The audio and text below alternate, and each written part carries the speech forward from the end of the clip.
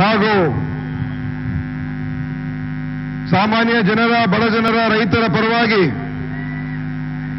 ನ್ಯಾಯವನ್ನ ಕೊಡ್ತಕ್ಕಂಥದ್ದಕ್ಕೆ ಅವರ ಪರವಾಗಿ ಧ್ವನಿಯನ್ನು ಎತ್ತುತ್ತಾ ಇರತಕ್ಕಂಥ ನಮ್ಮೆಲ್ಲರ ನಾಯಕರಾದಂಥ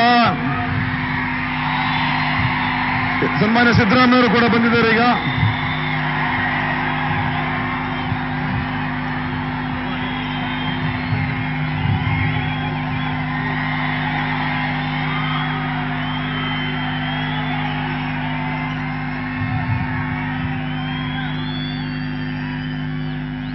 ಮಾನ್ಯ ಸಿದ್ದರಾಮಯ್ಯ ಸಾಹೇಬರು ಕೂಡ ಸ್ವಾಗತವನ್ನು ಕೊಡ್ತಾ ಇದ್ದೀನಿ.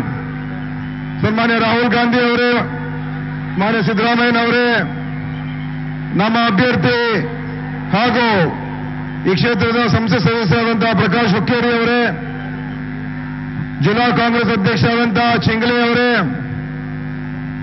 ಶಾಸಕ ಮಿತ್ರರಾಗಿರ್ತಕ್ಕಂಥ ಹಾಗೂ ಜಿಲ್ಲಾ ಉಸ್ತುವಾರಿ ಸಚಿವರಾಗಿರ್ತಕ್ಕಂಥ ಸನ್ಮಾನ್ಯ ಸತೀಶ್ ಜಾರಕಿಹೊಳಿ ಅವರೇ, ಶಾಸಕರಾದಂತಹ ಗಣೇಶ್ ಹುಕ್ಕೇರಿ ಅವರೇ, ಮಹೇಶ್ ಕುಮಟಳ್ಳಿ ಅವರೇ, ಹಾಗೂ ಎಸಿಸಿಯ ಕಾರ್ಯದರ್ಶಿ ಆಗಿರ್ತಕ್ಕಂಥ ಯಶೋಮತಿ ಠಾಕೂರ್ ಅವರೇ,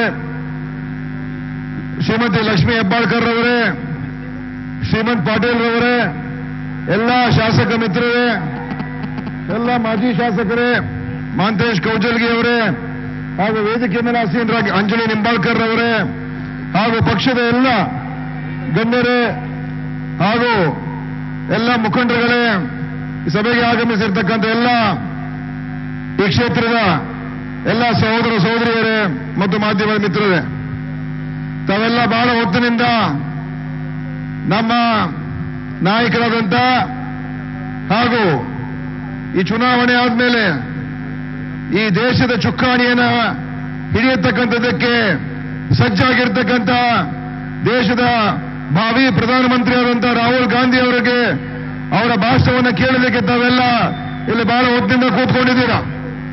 ಹಾಗೂ ಮನೆ ಸಿದ್ದರಾಮಯ್ಯನವರು ಕೂಡ ಬಂದಿದ್ದಾರೆ.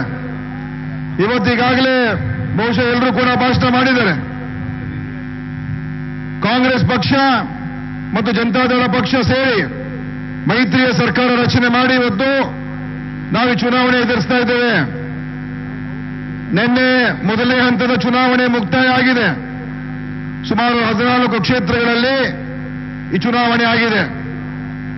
ನಾನು ನಿಮಗೆ ಹೇಳೋದಕ್ಕೆ ಬಹಳ ಸಂತೋಷದಿಂದ ಬಯಸ್ತಾ ಇದ್ದೇನೆ.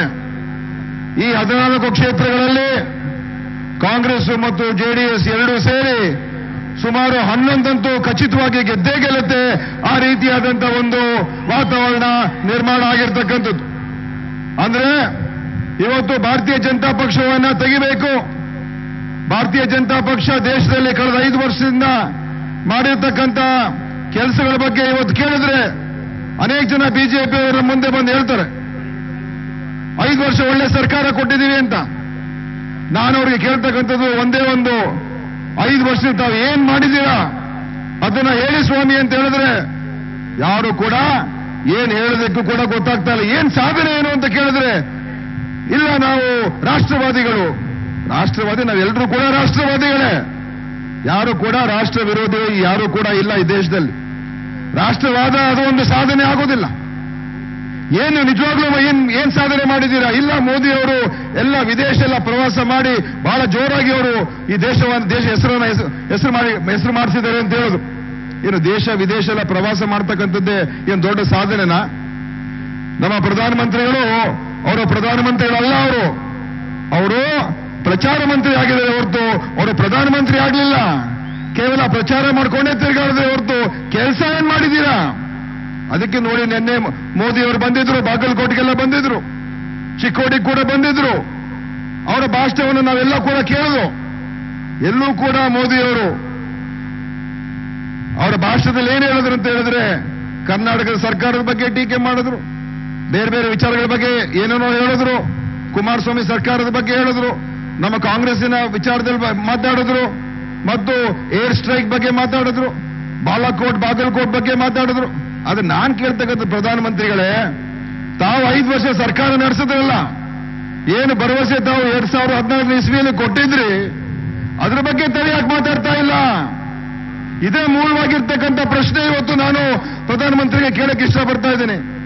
ನೀವ್ ಯಾಕೆ 5 ವರ್ಷದಲ್ಲಿ ನಾನೇನು ಹಿಂದೆ ಹೇಳಿದ್ದೆ ಈಗೆಲ್ಲ ಮಾಡಿ ತೋರಿಸಿದ್ದೀನಿ ಅಂತ ಯಾಕೆ ನನ್ನ ಕೈಲಿ ಹೇಳೋದಕ್ಕೆ ನೈತಿಕತೆ ಇಲ್ಲ, ಯಾಕೆ ಹೇಳೋದಕ್ಕೆ ನಿಮಗೆ ತಾಕತ್ತಿಲ್ಲ ಅಂತ ಇವತ್ತು ನಾನು ಪ್ರಧಾನಮಂತ್ರಿ ಮೋದಿ ಅವರಿಗೆ ಕೇಳ್ತಾ ಇದ್ದೀನಿ. ನಾನು ನೀವು ಯುವಕರಿಗೆ ಉದ್ಯೋಗ ಕೊಡ್ತೀರಾ ಅಂತ ಹೇಳಿದ್ರಿ, ಇವತ್ತು ನೀವು ಬಂದು ಹೇಳಬೇಕಾಗಿತ್ತು ನೋಡಿ 5 ವರ್ಷದಿಂದ ಇಷ್ಟೆಲ್ಲ ಕೆಲಸ ಮಾಡಿ ಇಷ್ಟೊಂದು ಕೋಟಿ ಯುವಕರಿಗೆ ಉದ್ಯೋಗ ಕೊಟ್ಟಿದ್ದೀವಿ ಅಂತ ಹೇಳಬೇಕಾಗಿತ್ತು. ಯಾಕೆ ನೀವು ಹೇಳ್ತಾ ಇಲ್ಲ? ನೀವು ಹೇಳಿದ್ರಿ ರೈತರಿಗೆ ನಾನು ಆದಾಯವನ್ನ ದ್ವಿಗುಣ ಮಾಡ್ತೀನಿ, ಬೆಂಬಲ ಬೆಲೆ ಅವ್ರಿಗೆ 50% ಅಷ್ಟು ಹೆಚ್ಚು ಬರ್ತಕ್ಕಂಥ ಬೆಂಬಲ ಬೆಲೆ ಕೊಡ್ತೀನಿ ಅಂತ ನೀವು 2014 ಇಸ್ವಿಯಲ್ಲಿ ಹೇಳಿದ್ರಿ. ಈಗ ನೀವು ಬಂದು ಹೇಳಬೇಕಾಗಿತ್ತು ನನ್ನ 5 ವರ್ಷದಲ್ಲಿ ರೈತರಿಗೆ ಬಹಳ ದೊಡ್ಡ ರೀತಿಯಲ್ಲಿ ಅಭಿವೃದ್ಧಿ ಮಾಡಿಸಿದ್ದೇನೆ, ಕೃಷಿ ಕ್ರಾಂತಿಯಾಗಿದೆ, ರೈತರಿಗೆ ಇವತ್ತು ಅತಿ ಹೆಚ್ಚಿನ ಬೆಂಬಲ ಬೆಲೆ ಕೊಟ್ಟಿದ್ದೇನೆ ಅಂತ ಹೇಳ್ತಕ್ಕಂಥ ಮಾತು ನಿಮ್ಮ ಭಾಷೆಯಲ್ಲಿ ಬರಬೇಕಾಗಿತ್ತು. ಅದು ಹೇಳಿಲ್ಲ ನೀವು. ಕಪ್ಪು ಹಣ ವಾಪಸ್ ತಗೊಂಡ್ಬರ್ತೀನಿ ವಿದೇಶದಿಂದ, 100 ದಿವಸಕ್ಕೆ ವಾಪಸ್ ತಗೊಂಡು ಬಂದು ಜನರಿಗೆ ಹಂಚ್ತೀನಿ ಅಂತ ಕೂಡ ನೀವು ಮಾತನ್ನು ಕೊಟ್ಟಿದ್ರಿ.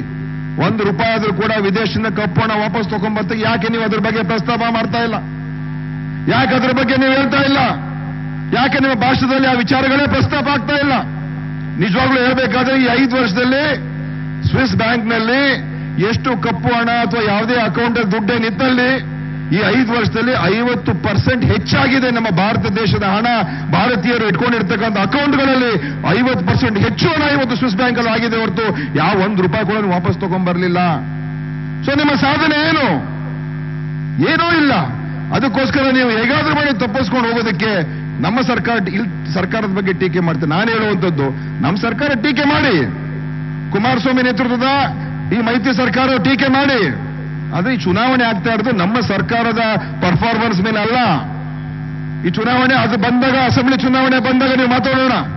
ಕರ್ನಾಟಕದಲ್ಲಿ ಏನಾಯ್ತು, ಸರ್ಕಾರ ಯಾವ ರೀತಿ ಕೆಲಸ ಮಾಡಿದೆ, ಏನೇನ್ ಸಾಧನೆ ಮಾಡ್ತು ಅಂತ ನೀವು ಅವತ್ತು ಬೇಕಾದ್ರೆ ಮಾತಾಡ್ಬೋದು.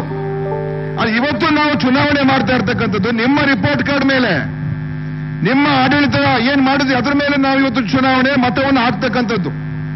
ಅದಕ್ಕೆ ನಿಮ್ಗೆ ಯಾಕೆ ಮಾತಾಡಕ್ ಆಗ್ತಾ ಇಲ್ಲ ಅಂತ ಹೇಳಿದ್ರೆ, ನಿಮ್ಮ ರಿಪೋರ್ಟ್ ಕಾರ್ಡ್ ಅಲ್ಲಿ ನಿಮ್ಮ ಯಾವ್ದಾವ್ದು ಆಶ್ವಾಸನೆ ಕೊಟ್ಟಿದ್ರಿ ಏನೂ ಮಾಡಕ್ಕಾಗ್ತಾನೆ ನೀವು ಫೇಲ್ ಆಗಿದ್ದೀರಾ. ಮೋದಿ ಅವರೇ, ನೀವು ಪಾಸ್ ಆಗಿಲ್ಲ ನಿಮ್ಮ ಎಕ್ಸಾಮ್ ನಲ್ಲಿ, ನೀವು ಫೇಲ್ ಆಗಿದ್ದೀರಾ. ಬರೀ ಸುಳ್ಳು ಹೇಳ್ಕೊಂಡು ಇವತ್ತು ಪ್ರಚಾರ ಮಾಡ್ಕೊಂಡು ಓಡಾಡ್ತಾ ಇದ್ದಾರೆ. ನೀವು ಇವತ್ತೊಂದು ಬ್ಲಫ್ ಮಾಸ್ಟರ್ ಅಂತ ಹೇಳ್ಬೇಕು ನಿಮಗೆ ಹೆಸರು ಅಂತ ಹೇಳಿದ್ರೆ, ಬ್ಲಫ್ ಮಾಸ್ಟರ್ ಆಗಿದ್ದೀರಾ ನೀವು. ಬರೀ ಸುಳ್ಳು ಹೇಳ್ಕೊಂಡು ಜನರಿಗೆ ದಾರಿ ತಪ್ಪಿಸುವಂತ ಕೆಲಸ ಮಾಡಿ ಯಾವ ಸಾಧನೆ ಬಗ್ಗೆ ನೀವು ಮಾತಾಡ್ತಾ ಇಲ್ಲ. ಮತ್ತು ಇವತ್ತು ಬಂದು ಮುಂದೆ ಏನ್ ಮಾಡ್ತೀನಿ ನಾನು ನಮ್ಮ ರೈತರಿಗೆ ಹೇಳ್ಬೇಕಾಗಿತ್ತು, ನಮ್ಮ ಯುವಕರಿಗೆ ಹೇಳ್ಬೇಕಾಗಿತ್ತು, ನೋಡಪ್ಪ ನಾನು 5 ವರ್ಷದಲ್ಲಿ ಏನೂ ಮಾಡೋಕ್ಕಾಗ್ಲಿಲ್ಲ, ಮುಂದೆ ಆದ್ರೂ ಮಾಡ್ತೀನಿ, ಇನ್ನೊಂದು ಅವಕಾಶ ಕೊಡಿ ಅಂತಾದ್ರೂ ಹೇಳ್ಬೇಕಾಗಿತ್ತು. ನೀವು ಮುಂದೆ ಏನ್ ಮಾಡ್ತೀರಿ ಅದ್ರ ಬಗ್ಗೆ ನೀವು ಮಾತಾಡ್ತಾ ಇಲ್ಲ, ಹಿಂದೆ ಏನ್ ಮಾಡಿದ್ರಿ ಅದ್ರ ಬಗ್ಗೆ ಮಾತಾಡ್ತಾ ಇಲ್ಲ, ಮುಂದೆ ಏನ್ ಮಾಡ್ತೀರಿ ಅದ್ರ ಬಗ್ಗೆ ಮಾತಾಡ್ತಾ ಇಲ್ಲ. ಕೇವಲ ನೀವು ಏನಂತ ಭಾಷಣ ಇದೆ ನಿಮ್ದು. ಆ ಕಾರಣದಿಂದ ಇವತ್ತು ಜನ ಅರ್ಥ ಮಾಡ್ಕೋಬೇಕು. ಕೇವಲ ನೀವು ಭಾವನಾತ್ಮಕ ವಿಚಾರಗಳು ತೆಗೆದುಕೊಂಡು ಭಾಷಣ ಮಾಡಿದ್ರೆ ಆಗೋದಿಲ್ಲ.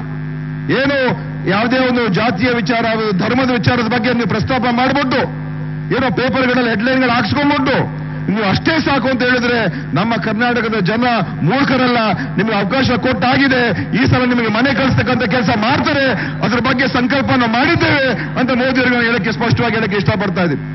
ಆದ್ರಿಂದ ಸ್ನೇಹಿತರೆ, ಇವತ್ತು ಪ್ರಕಾಶ್ ಹುಕ್ಕೇರಿ ಅವರು ನಮ್ಮ ಒಬ್ಬ ಹಿರಿಯ ನಾಯಕರು ಮತ್ತು ಅವರ ಒಂದು ಕೆಲಸದ ಬಗ್ಗೆ, ಅಭಿವೃದ್ಧಿ ಬಗ್ಗೆ ಮಾಡ್ತಕ್ಕಂಥದ್ರ ಬಗ್ಗೆ ಯಾರು ಕೂಡ ಸಂದೇಹ ಮಾಡ್ತಕ್ಕಂಥ ಪ್ರಶ್ನೆ ಇಲ್ಲ. ಒಬ್ಬ ಕೆಲಸ ಮಾಡ್ತಕ್ಕಂಥ, ಅನುದಾನವನ್ನು ತಗೊಂಡ್ಬರ್ತಕ್ಕಂಥದ್ದು, ಕ್ಷೇತ್ರದಲ್ಲಿ ಕೆಲಸ ಮಾಡಿಸ್ತಕ್ಕಂಥದ್ದು ಎಲ್ಲವನ್ನು ಕೂಡ ಅವರು ಮಾಡಿದ್ದಾರೆ. ಇನ್ನು ಹೆಚ್ಚಿನ ಕೆಲಸಗಳು ಮುಂದೆ ಕೂಡ ಮಾಡ್ತಾರೆ. ಕಾಂಗ್ರೆಸ್ ಪಕ್ಷದ ಎಂಪಿಗಳು ನಿಜವಾಗ್ಲೂ ಕೂಡ ಕರ್ನಾಟಕದಲ್ಲಿ ನೀವು ಯಾರನ್ನಾದ್ರೂ ಹೋಲಿಕೆ ಮಾಡಿ, ಮಲ್ಲಿಕಾರ್ಜುನ್ ಖರ್ಗೆ ಇರ್ಬೋದು, ವೀರಪ್ಪ ಮೊಯ್ಲಿ ಇರ್ಬೋದು, KH ಮುನಿಯಪ್ಪ ಇರ್ಬೋದು, ಧ್ರುವನಾರಾಯಣ್ ಇರ್ಬೋದು, ಪ್ರಕಾಶ್ ಹುಕ್ಕೇರಿ ಇರ್ಬೋದು, ಯಾವುದೇ ಒಬ್ಬ ಎಂಪಿ ನೋಡಿ ಕೆಲಸ ಮಾಡ್ತಕ್ಕಂಥ ಎಂಪಿಗಳು. ಬಿಜೆಪಿ ಎಂಪಿಗಳು ಯಾರೋ ಹೆಸರೇ ಗೊತ್ತಾಗೋದಿಲ್ಲ ಯಾರು ಅಂತ.